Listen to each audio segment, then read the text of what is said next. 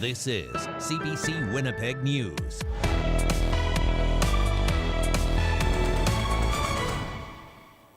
Good evening. Thank you for joining us. We begin tonight with an absolutely upsetting story. Shock and sadness across the province today after the deaths of 5 people, including 3 young children. We're learning more today. More details are being revealed about the tragedy that has left the community of Carman reeling. Police have been scouring 3 crime scenes in the area since yesterday, trying to piece together what happened and why. The CBC's Ian Fraze brings us the latest, and again a warning: the details are disturbing. Bethany was 6, Javen was 4, and Isabella was only 2 months. Nancy Clearwater, overwhelmed with grief. I'm numb. I'm numb. I don't know what to feel. I'm angry. Clearwater struggling to cope after her daughter, her 3 grandchildren, and her niece were killed. It happened in 3 locations in southern Manitoba. On Monday, police charged a man. 5 first-degree murder charges against Ryan Manakisik, a 29-year-old male from Carman, Manitoba. He allegedly killed his own partner and kids, who he lived with. You hear the officer say that an entire family has been lost. This is a dark time in Manitoba. The bodies were all discovered on Sunday. In the morning, Amanda Clearwater was found along a frosty highway south of Carman. Her 3 children, 6-year-old Bethany, 4-year-old Javen, and Isabella, just 2 months old, found beside a burning car north of Carman. She loved those kids. She loved those kids more than anything in the world. She was a good mom? She was a damn good mom. Later on Sunday, Nancy's niece, 17-year-old Maya Grattan, found at a home in Carman. The community shaken up. I think the whole town is in shock and in mourning and in disbelief. Neighbor Randy McFarlane would see the kids playing outside. You just struggle to understand what possible reason you would have for the kids. I mean, what did the kids ever do to you? Schools in Carman brought in counselors to help students cope. Both buildings are relatively quiet right now. Meanwhile, the family is upset with the police investigation. Nancy Clearwater says she first heard from officers late last night. So Facebook, the media, everybody knew about it, except for me and my husband. RCMP says it's difficult to get to victims' families before the news spreads on social media. Police also said Manakisik remains in custody. He appeared in court today. We know a little about the accused from a 2019 court hearing. He's from Garden Hill First Nation and has struggled with meth addiction. Ian Fraze, CBC News, Carman. News like this can be very upsetting. Remember, support is available. You can talk to a mental health professional for free through the federal program Wellness Together Canada. You can find the numbers to call or to text on their website. A local grocery store owner in northwest Winnipeg says he's in disbelief. Fire damaged the strip mall where his store is located. CBC's Zubina Ahmed brings you more. Firefighters battled flames at the strip mall in northwest Winnipeg early this morning. The fire on Keewaydin Street, south of Inkster Boulevard, started before 5 a.m., damaging a local supermarket. The owner of Gill's supermarket, Jagjit Gill, received a call at 4:45 a.m. We got a call from alarm and then said that there's alarm on, and then I tried to catch up my cameras, and then I can't see nothing, and then I feel like I saw there's few cameras was working. I see smoke and told alarm guys right away. It's just like looks like a fire, or because it's smoke I can see. Gill says by the time he showed up 15 minutes later, the fire service was there. He calls today a difficult day because of the damage and the hole in the roof. Well, it looks like it's going to be closed for some time. It's very hard for me, very tough for me. And so this is our busiest store, and I don't know how how the community and people, our customers, also gonna. It's hard to handle. I have no words. The fire later spread to a KFC restaurant in the strip mall. Keewatin has been closed between Inkster and Kinver for the whole day. All shops on the strip mall are also shut for today. The cause of the fire is under investigation at this time. Zubina Ahmed, CBC News, Winnipeg. 3 Winnipeg police officers are recovering tonight from shotgun pellet wounds. They were hit as they investigated what they thought was an abduction over the weekend. CBC's Bartley Kivas reports. A standoff outside an apartment building on Saturday on College Avenue at Charles Street in the St. John's neighbourhood of the North End. Police were looking for suspects in a Friday armed robbery about a block away on Boyd Avenue. In that incident, a 40-year-old man was shot and taken to hospital.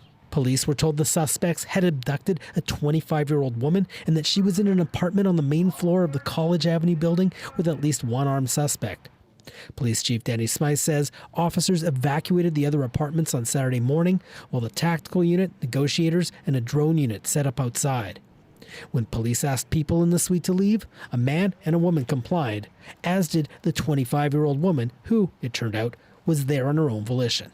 So what they were left with at this point was the incident commander believed that there was one male in the suite who was armed and had barricaded himself. Smythe said negotiators couldn't get the man to talk, so police deployed tear gas. Shortly after that, a number of shots were discharged from the suite. Several shots were fired through the door and an adjacent wall to the suite into the hallway of the apartment, and members of the tactical unit were in the hallway. Smythe says 3 officers were struck with shotgun pellets, one in the thigh, one in the forearm, and one in the chest and thigh. Smythe said another shot went out the window, and when officers returned fire, a man in the apartment surrendered. Police dogs found a second man hiding in the suite. Both suspects were treated for minor injuries, as were the 3 police officers. Physically, they're going to be just fine. The fact that they were shot unexpectedly through a door and through a wall, we will certainly do our best to support them and navigate any of the stressors that come with dealing with an event like that. Smythe says he believes the shotgun injuries are the first for Winnipeg police since December 2006, when 3 officers were shot while they executed a drug warrant on Jubilee Avenue in the Lord Roberts neighbourhood. In this weekend's incident, police charged a 43-year-old Winnipeg man with multiple assault and firearms offences. 3 other suspects face drug and firearms charges. Bartley Kivas, CBC News, Winnipeg. Paramedics took 5 people to the hospital after a fire in West Broadway early yesterday morning.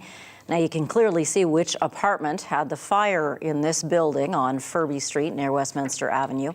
When firefighters arrived, they say smoke and flames were pouring out. Crews used ladder trucks to rescue people trapped in their suites.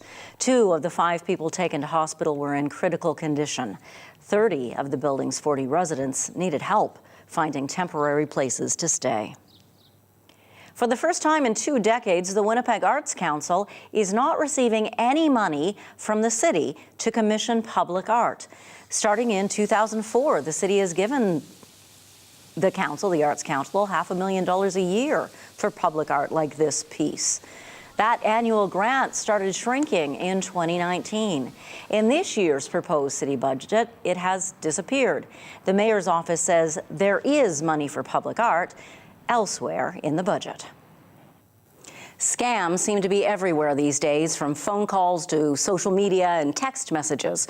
One that seems to have gone out yesterday claimed to be from Manitoba Hydro. Bruce Owen works with Manitoba Hydro and joins us now to explain. Thanks for being here, Bruce. Thank you for having me, Janet. So what did this text message say? Well, there's 2 of them going around, or that came around starting early Saturday, and basically saying, you owe $9.56 on your account, and if you don't click this link immediately, we're going to cut off your power. The language in this text message is quite threatening. Is that the kind of language Manitoba Hydro would actually use in a text message to a customer? Absolutely not. We do send out text messages to people who've signed up to receive them through their online account if their bill is in arrears. However, we make every effort to contact you, to speak to you, so that you can begin to get, pay up on your bill. Come to some type of agreeable payment arrangement. We do not go after you. If we've got a truck in the area, you owe $10 on your bill, we're going to cut you off if you don't pay up immediately. Often they're asking you to pay through your credit card, right? And the money doesn't go to Hydro, obviously. These people are trying to get access to your credit card to milk you dry. So best advice when you see red flags like urgency, got to do it now, and click here, and threats. What's the best advice? Delete it. Just delete it. We are besieged, right? All of us who have a cell phone are besieged by these types of junk scams. These are organized criminals behind it. They can send out thousands of these texts to anybody who has a cell phone, even people who don't have a Hydro account. All they want is at least maybe a couple of people, right, to click on that link, to give up their credit card number, and they've made their payday. Bruce Owen, thank you for your time today. Thank you.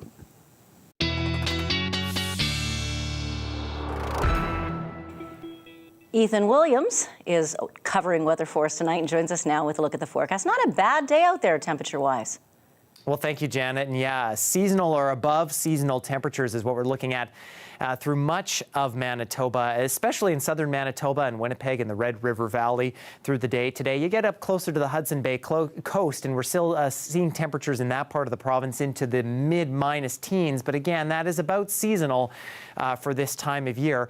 Also seeing a little bit of cloud cover still in sections of the province. We did get some clearing today, kind of in the Interlake region, but that is starting to move in a little bit. There is some clearing skies, though, in Saskatchewan, which will be moving our way tonight. And then after that, we start to see our next weather system move through. This low pressure system, which is moving through northern Saskatchewan, that is bringing a bit of snow moving through the northern parts of the province tonight. The southern flank of this system begins moving into southwestern Manitoba, and including places like Brandon and getting close to Portage La Prairie by the time we get into early tomorrow afternoon.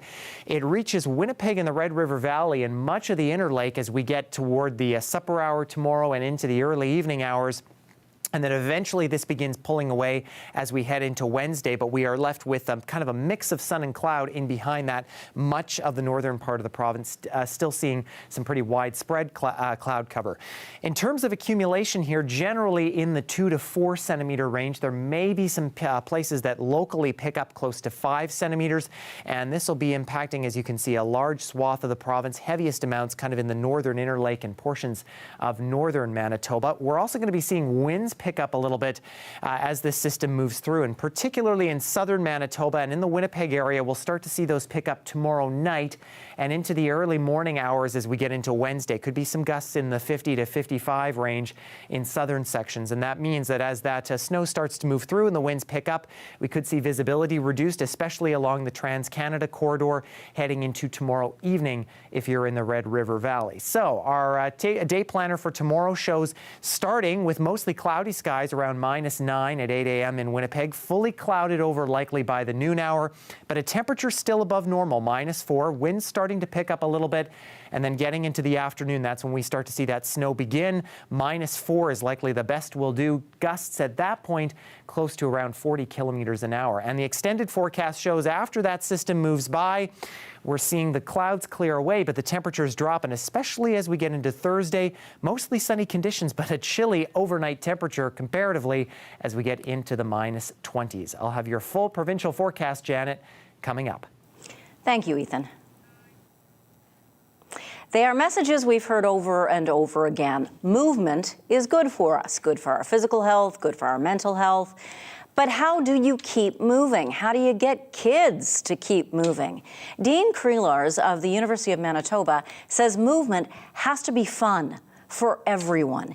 He says the key to developing physical literacy for everyone might just be circus arts. CBC's Jim Agapito takes us to a recent class. Telling kids move because you're going to get disease has never worked in any country. You guys know people move, whether you're my age or younger, because they enjoy it. If you actually think about what a kid has to do in life, it's basically activities of daily living, of vocation that might be physical, recreational activities that aren't sport, and performing arts that involve movement. Those are all the categories that we need to prepare children for, so everybody sees themselves in movement. I work in the circus industry, so I'm the scientific director at the Human Potential Research Center in Montreal, I work at Cirque du Soleil. I came from a high performance sports background, and then I joined the circus because I realized there's something very special about it, that the people that were in circus had an unbelievable social skill set, an unbelievable psychological skill set, an excellent complement of physical skills that created this holistic person. And so in the high performance world, I went, this is great, but how do we apply it to everybody? I'm all about quality physical education, quality health education. That's what I do for my living, and I'm here to help aspiring people in that field become quality educators. So the new curriculum is, how do you prepare people to find their movement voice, develop their movement voice, express their movement voice, and be accepted for it? Physical education has been very sport-centric in the past, and we need to make it inclusive so that all people see themselves in movement. This is an after degree program, so these students most of them are kinesiology graduates, so they already have a degree, and there's a few that have other degrees in the arts programs, for example, math or music, and they're taking this as a minor, as another teachable when they do get their teaching certificate. Well, let's just do it right here, okay? Come on up, and maybe just grab one of these, grab your favorite color. I want you to throw with your right, catch with your right. Circus arts is one of our newest additions to physical education curriculum. In Manitoba, it is the global leader in delivery of circus arts in physical education. Social inhibition means somebody called me out to move in front of a group. I didn't want to, but I felt coerced into it, and I felt that I didn't want to do it again. And as a result of that, they have to come to your class, but they've mentally checked out, but they're physically present. Social inhibition never happens in quality phys ed. Physical educators, when using circus arts, are finding that they can reach all of the kids all of the time, and it meets the curricular standards, as well as making it really fun and enjoyable for all kids of all abilities. Now we can toss and catch on our foot with our right hand. This would be tough. Well, I think it would just get kids excited about being physically active. We know that in society today we're having issues with inactivity and illness, and so this would be a great way to mitigate some of that. Keep it up. I think circus belongs in the phys ed curriculum. I think performing arts are a little underrepresented, and I think it's just a really great thing to have kids exposed to different kind of arts and maybe broaden their spectrum on physical activity. It doesn't have to just be, the traditional sports of basketball, volleyball. There's really a lot of more other things out there. Keep walking, keep walking. Yeah, high, high, low, low, low, low, low, low, low, low, low, low, low, low, low, low. High, high, high, high, high, high, high. Throw and catch, throw and catch. High. 2 Israeli hostages are back with their loved ones tonight. The men were freed in a bloody rescue mission. The full story and how Palestinian civilians were caught in the crossfire next.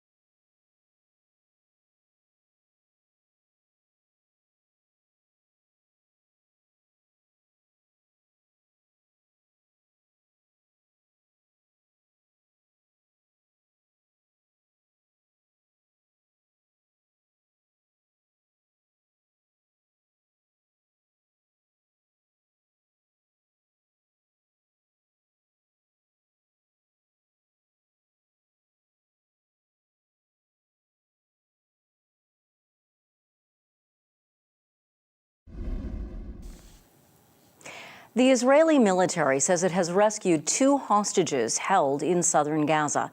They were taken by Hamas during the deadly attack of October 7th. Local officials in Gaza say the Israeli raid killed dozens of Palestinians. Margaret Evans reports. How long to take in the enormity of your loss, to sit by the side of a dead child and realize you can't follow. These were the scenes in the aftermath of heavy Israeli strikes in Rafah in the early hours. More than 60 people killed, according to Palestinian officials in Gaza. He was born a month and a half ago, says Sayed Al-Hams, of the baby in his arms. The airstrikes, more than a dozen, according to witnesses, came as Israeli special forces said they staged a mission to rescue 2 hostages. The military releasing these images of their soldiers moving in on their target, a second-floor apartment.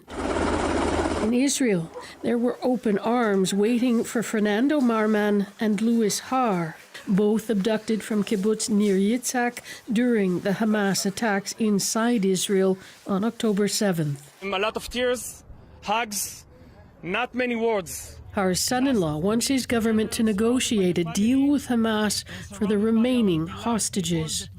Not yesterday, not tomorrow, today. We want it done as soon as possible. Last November, 81 Israeli hostages were exchanged for 240 Palestinians in Israeli jails during a 5-day truce. But Israel's Prime Minister Benjamin Netanyahu insists Hamas only understands force. He's threatening a ground invasion against Hamas militants in Rafah. But Israeli allies, including Britain, are increasing pressure on Netanyahu to change course. And we want Israel to stop and think very seriously before it takes any further action. But above all, what we want is an immediate pause in the fighting, and we want that pause to lead to a ceasefire. The European Union's foreign policy chief went further. So if the international community believes that this is a slaughter, that too many people are being killed, maybe they have to think about the provision of arms. Half of Gaza's population is now crammed into the town of Rafah, 1 million people in a city that before the war was home to just a quarter of that number. They came seeking safety. Margaret Evans, CBC News, London. Canada's Auditor General, Karen Hogan, has presented a scathing report on the ArriveCan app. Remember that? That pandemic-era tool? Well, it seems it cost taxpayers too much money, she says, and she places the blame squarely on government agencies. Overall, this audit shows a glaring disregard for basic management and contracting practices throughout ArriveCan's development and implementation. Hogan outlined failures by Canada Border Services Agency, the Public Health Agency of Canada, and Public Services and Procurement Canada. She estimates the project cost more than $59 million, but she says that amount's impossible to confirm because of poor record keeping by government officials. The app was used during the pandemic to screen inbound travelers for their health information, including their vaccination status. Well, a week after he made his cancer diagnosis public, King Charles has delayed his visit to Canada, which had been tentatively scheduled for May. Buckingham Palace never officially confirmed the planned trip, but Canadian government sources tell CBC Charles and his wife, Queen Camilla, had intended to visit this spring. Palace officials have not indicated what kind of cancer the king has, but they say it is not prostate cancer. The 75-year-old monarch is now undergoing treatment. Many Canadians have been complaining of a nagging cough. Sometimes it lingers days and weeks after a bout of viral infection. Unfortunately, for most cases, there are no quick fixes, and it usually does subside with time. But as CBC's Lauren Pelly finds out, a cough lasting beyond 8 weeks may need attention. Canadians know the feeling, a cough that just won't quit. I still have it. Yeah, it comes and goes. I do normally wait it out myself. If it were to last for weeks, though, I would definitely go into the doctor. Usually, home remedies. So like hot water, mixed with turmeric. That's what we do in our culture. So what's the best way to tackle a nagging cough? Well, a trio of doctors writing Monday in the Canadian Medical Association Journal say when a cough follows an infection, often it's just a waiting game. We look through the evidence of what can be used to treat or stop a post-infectious cough. And the answer, surprisingly, is time and patience. This family doctor says he's only talking about cases where someone had a known viral infection beforehand, like a cold or the flu. Most of the time, the patient's own cough will resolve on its own without any medication or treatment. But it lasts a lot longer than you think, anywhere from 3 to 8 weeks in total. But if a cough lasts beyond 2 months, it can signal a deeper health issue. Physicians say other red flags can include coughing up blood, shortness of breath, wheezing, or difficulty swallowing. In those cases, conditions like asthma, chronic obstructive pulmonary disease or COPD, or even whooping cough could be the culprit. And you might need treatment like an inhaler or other medications. If the cough has been persistent for up to 6 to 8 weeks, then at least to do a basic chest x-ray to make sure there's no serious underlying lung disease. Doctors say getting a proper diagnosis is important, but for most run-of-the-mill coughs caused by a virus, there's not much they can do. So the advice is just wait it out. Lauren Pelly, CBC News, Toronto.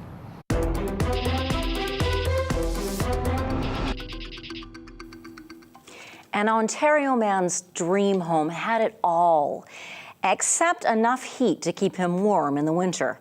He had to live in frigid temperatures for months after a builder installed a furnace that was too small and failed to do anything about it. Rosa Marcatelli with CBC's Go Public unit investigated. The floor is freezing, so we have to turn it up. When the weather turned cold, William Lobodici found himself layering on the clothing and constantly cranking up the temperature in his brand new dream home. And it was still chilly. As an expert, they know when they installed these appliances that they weren't going to work. So why go ahead with it? The air conditioner installed was also too small for the job. About 20 of Lobodici's neighbors faced the same problem, according to the city of Hamilton. Complaints to the builder, Starwood Homes, went nowhere. I mean, they're even admitting, yep, it's undersized. Yep, it won't work. And sorry, not doing anything. Same thing from the HVAC company, Reliance Home Comfort, who said they just installed what the builder told them to, says Lobodici. There's really fundamentally a lack of adequate consumer protection. Despite government promises of a home buyer's bill of rights almost 2 years ago, Canadians are still waiting. Ottawa tells Go Public consultations with key stakeholders are done and will soon share the results. At the center of this is Canada's building boom and the problems it's causing, says this advocate. But there's a shortage of labor, there's a shortage of municipal inspectors. The whole system is fraught with problems, unfortunately. The city of Hamilton tells Go Public they knew the furnaces and the air conditioning units violated building codes, but let it slide while working with the builder to correct it since July. That's news to Bob Fraser, one of Lobodici's neighbors with the same problem. They knew about this problem, but they put it into the background and said, we'll deal with it later. After Go Public inquiries, the builder said they're working on a solution. At the same time, Reliance Home Comfort, the HVAC company, replaced the furnace and the air conditioner for both homeowners and some of their neighbors. Rosa Marcatelli, CBC News, Calgary.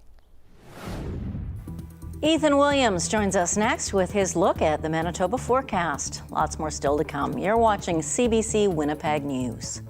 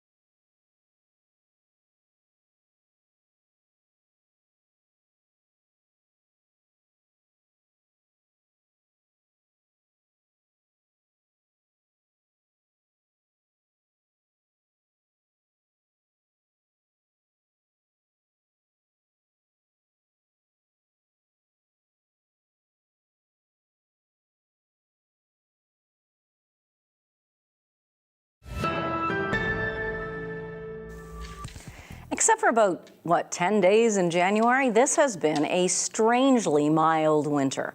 And Manitoba's not alone with this. Many parts of the country have been experiencing a similar trend. Certainly true in southern BC, where a lack of snow is causing concern. Lindsay Duncombe explains. This is what drought looks like in the North Shore Mountains near Vancouver. Every month, Metro Vancouver hydrologists visit weather stations to measure the snow. There's not much to measure, 900 meters above sea level. Yeah, so usually we'd see about 2 meters of snow here. 2 meters, so that's like taller than me. Yeah, exactly. Over our heads. This is part of the network of reservoirs and lakes that provide Vancouver's water supply. So what it really means is that we need to start thinking already about water conservation as we move into the drier months. This isn't just happening in the Vancouver area. Right across British Columbia, snowpack is low, and there are big worries about what that could mean for spring. The latest snowpack report shows an average snowpack 61% of normal. The hardest hit areas are where most people live. It's just what is extremely unusual is how low it is everywhere. Already, the province has called meetings with farmers to talk conservation. BC Hydro has had to import electricity and raise rates. Oil and gas producers told to make plans to store water for fracking operations. We have communities in local states of emergency because they don't have enough drinking water in February. That really starts to make people concerned for what that's going to look like in the summer. Higher in the mountains, the hydrologists find snow. So right now there's about 1.10 meters, 110 centimeters, about 30% of what we would usually see. There are still a couple of months of winter to go. Lots of snow could yet fall, but the scientists say don't count on it. The near forecast looks dry. Lindsay Duncombe, CBC News, Vancouver.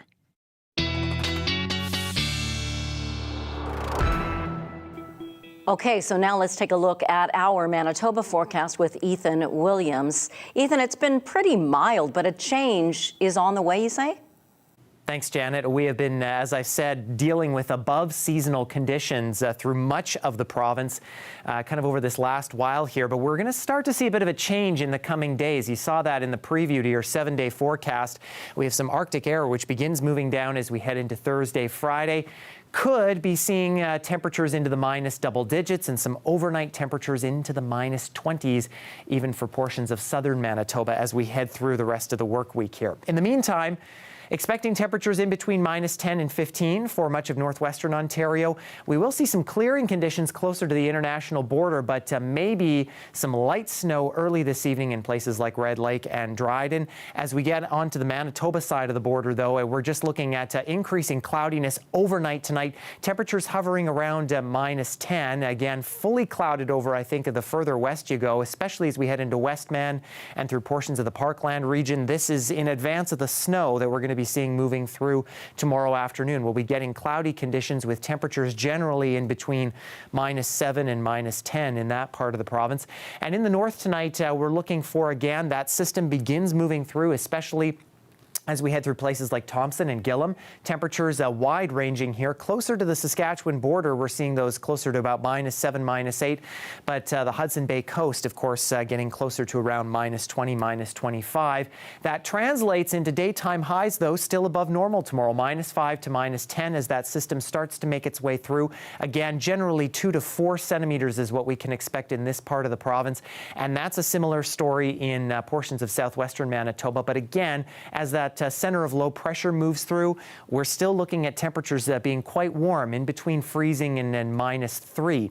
For Winnipeg and for the Red River Valley and much of southeastern Manitoba, that snow arrives kind of mid-afternoon, 3, 4 o'clock tomorrow. Further southeast you are, we're not quite seeing that snow until probably about the evening. And then even for northwestern Ontario, later still, probably into the overnight hours into Wednesday. In fact, for places like Dryden and Fort Frances, we may actually be seeing more sun than cloud cover tomorrow. Temperatures still looking comparatively pretty nice in between minus 3 and minus 6. I'll have a full look at your Winnipeg 7-day forecast coming up.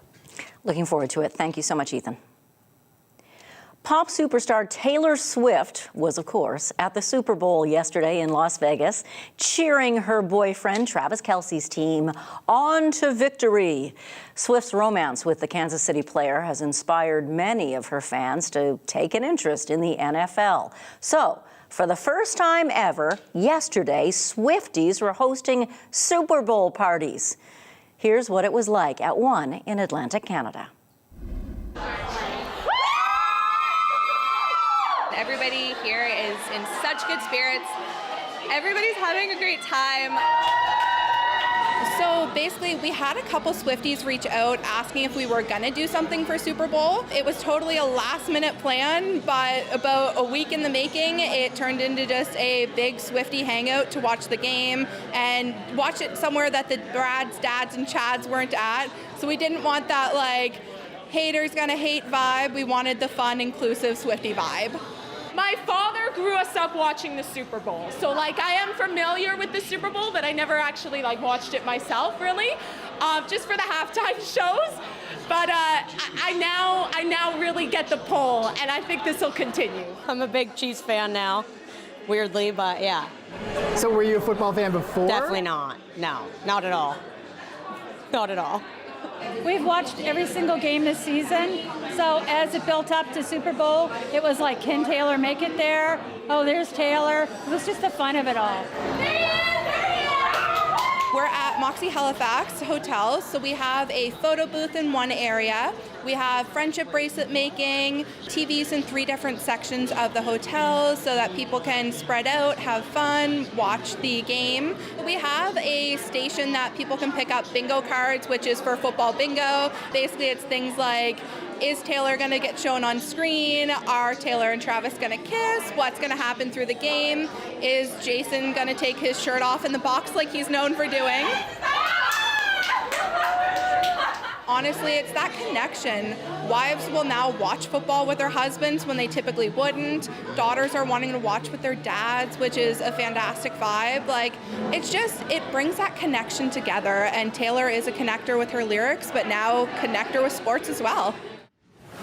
The NFL couldn't have asked for anything better. Coming up, if you're not already a big fan of K-pop, you may soon become one. Why more and more Winnipeg fans are jumping into the Korean pop bandwagon after the break. Plus, your chance to sing a song. Stay with us. We'll be right back.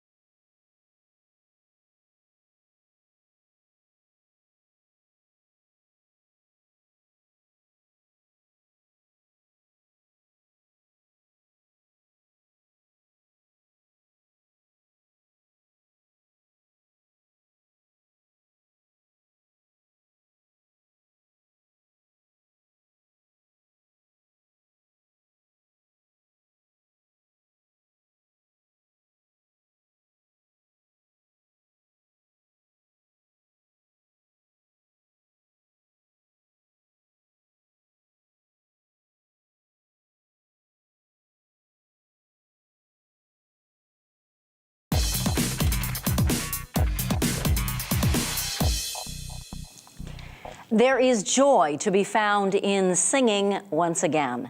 That is what the Winnipeg Arts Council hopes you discover in this, Winnipeg's 150th year. It has dubbed Winnipeg the City of Song. On Friday, I had the chance to speak with WAC's Program and Arts Development Manager, Dominic Lloyd. How rich is Winnipeg's choral scene? Well, we once tried to count up the number of choirs that we know of, and we got close to 100, and that was, again, just the ones we knew of. So, and that's just choirs. So there is a huge tradition of singing in this city, whether it is in organized choirs or on street corners or anywhere else. Why do you think that is? It's just something that we like to do, and I think singing is something that anybody can do. Whether you are a seasoned professional or you're a hack like me, you can sing, you can belt it out. And so it's a way of connecting people together, and it's fun, darn it. It's fun. It is fun, darn it. There was a time during the pandemic when it was actually outlawed. You weren't allowed to sing in public because of fears you might spread something. How did that impact people who love the art?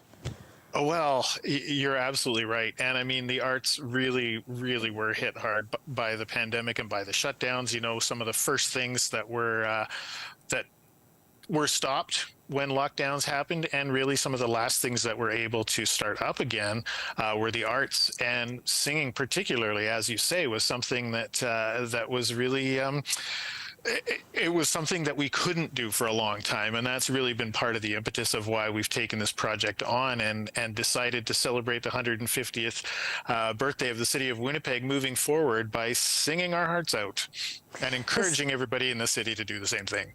The City of Song. So what opportunities can we take to sing?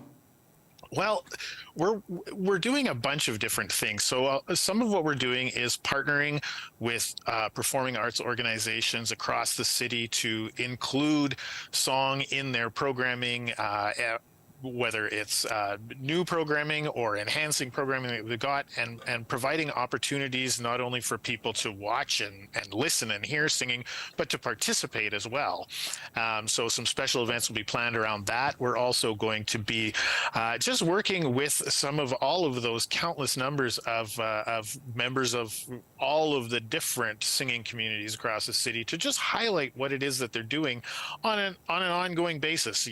Winnipeg really is a city of song, and it's a special year, but we're also, let's just pay attention to what we do here all the time as well. And then the Winnipeg Arts Council will be programming some of our own special events over the course of the year as well. So it really is it's a multi-headed beast. One of the things that we've done is created a website where people can actually go and upload information about any kind of singing events that they've got. So our website, cityofsong.ca, and there'll be more and more happening. There'll be more and more added to that website all through the year. I have a stack of papers on my desk here. I've been making arrangements all afternoon with different organizations who are going to be doing things all, as early as next month to right through to the end of December. So that stack of papers, are you the data entry person? Are you the guy who puts it on the website? I'm the chief cook and bottle washer, yes. Well, Program and Arts Development Manager Dominic Lloyd with the Winnipeg Arts Council, thanks for all you do, and I hope to hear you singing sometime soon. You'll be the first person that said that, but thanks very much, and please do visit our website and check in, check off, and it's growing all the time, and we're really looking forward to this being a year of great celebration.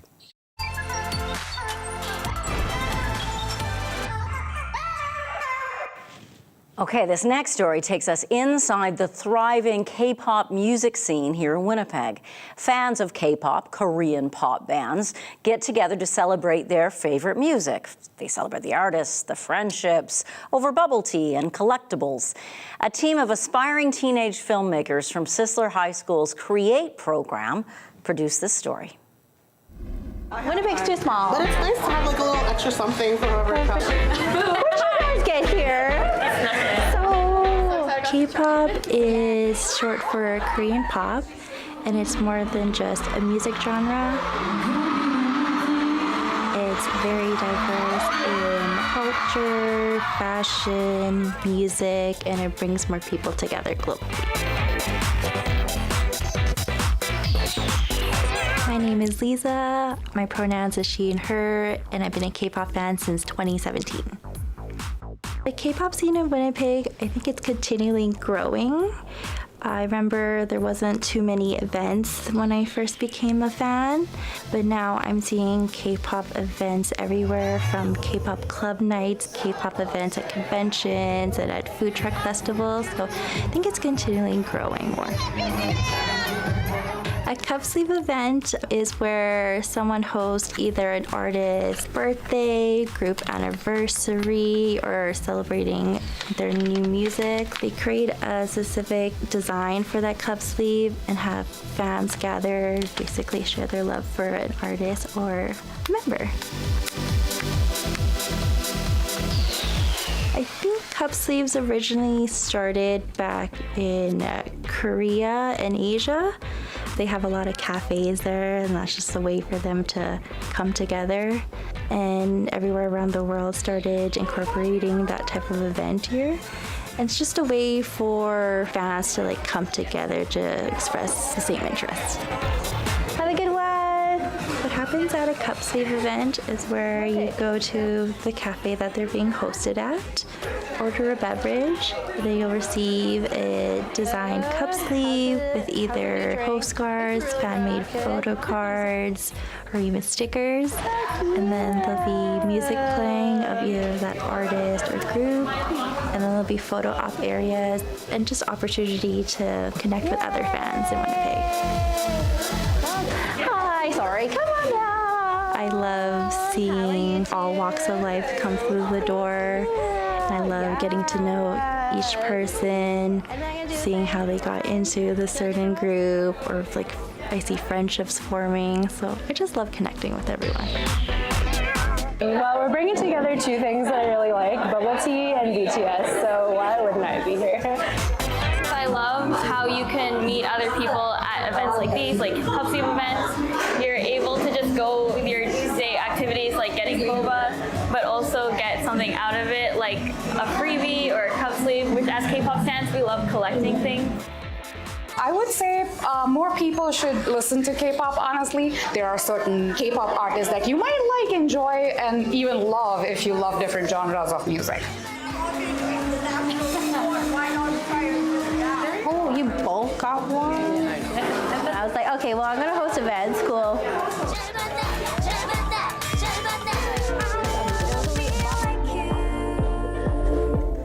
That piece was produced by Sisler Creates students Laura Karandang, Shira Plega, Cyril Zamora, and Jazzy Galatera. Still ahead, we're going to check in with Ethan Williams to get your 7-day weather forecast. And then I have a daily lift for you to send you away smiling. So stay with us. We'll be right back.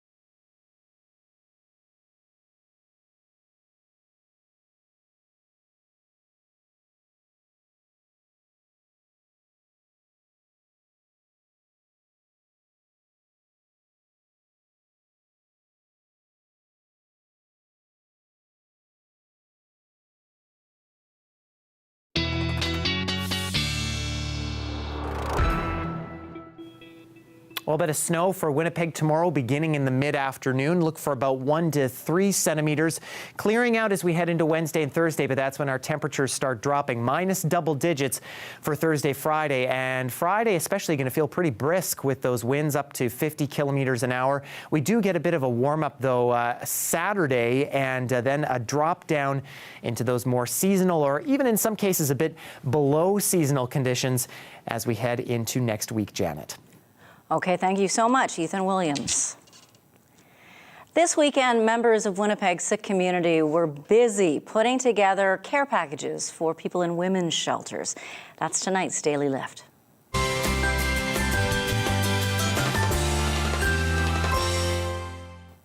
I mean, who wouldn't like to be helped out a little bit? We've all been there where we needed a little bit of help, and to have somebody step in and be like, hey, we got you, I think it's a great feeling.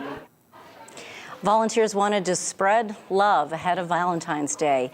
This is an annual tradition, a gift of love. Packages including handmade cards, sweets, personal care items. Sheena Gurm is part of Sikh Heritage Manitoba, and she co-led this event. She says the group made hundreds of care packages. It feels great that like a lot of people from the community are coming together to be a part of an effort like this. So it's an opportunity not only for the organization to give back to the community, but also for locals and people to give back to their community. Gurm says the group's been doing this for about 6 years and hopes those who get the care packages know they're loved. That's a lovely idea. Thank you for being with us this evening. Hope you have a great, safe night. I'll be back at 11. See you tomorrow.